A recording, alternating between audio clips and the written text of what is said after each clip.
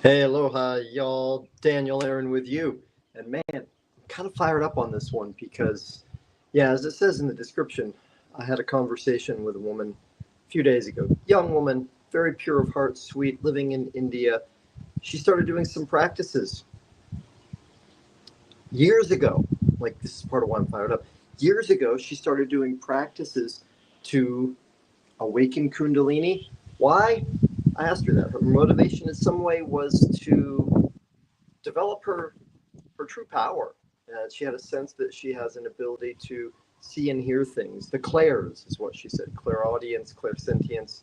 But in some ways, it doesn't matter what the reason is, because for me, I didn't have any idea about spirituality or Kundalini or awakening or anything like that when I first had the experience.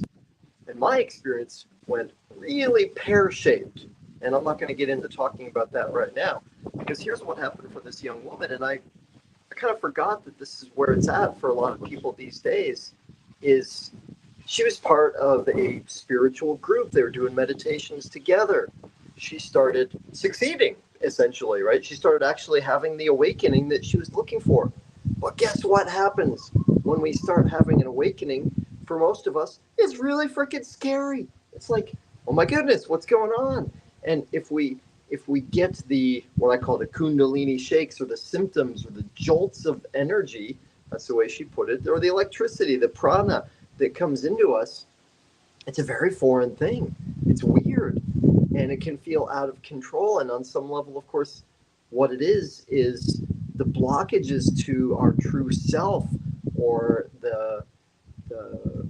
the ego, or the old way of being is dying off.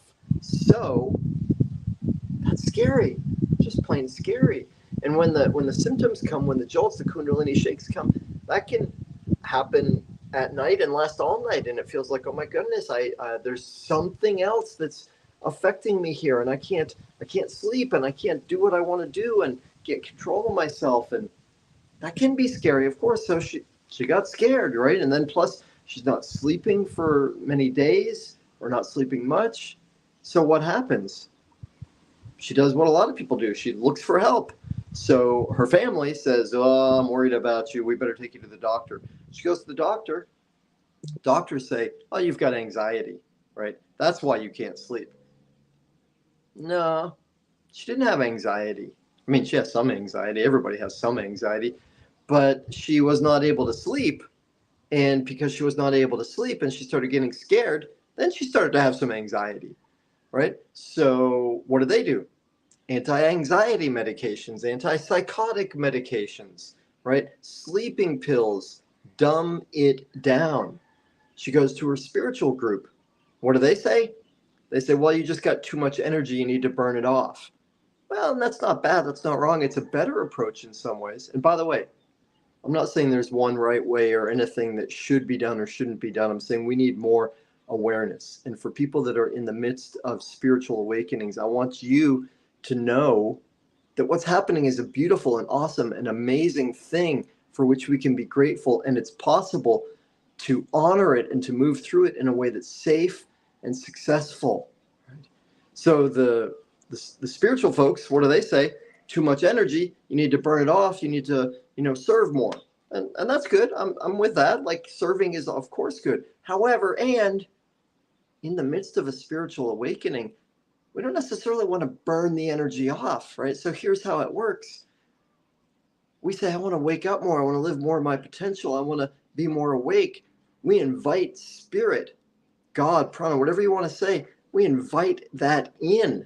That energy comes into us. And what does it find? It finds a system that is not suited for 100 volts. It's suited for 50 volts. That's what we've known up till now.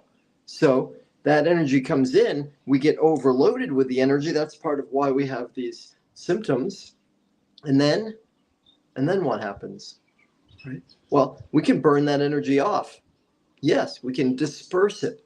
It's not necessarily good or bad, but it empties out that energy. What the energy wants to do, I don't need to anthropomorphize it. What the energy is doing, if we allow it, is opening up those blocked energy channels, allowing us to be, instead of a 50 volt being, to be a 100 volt being.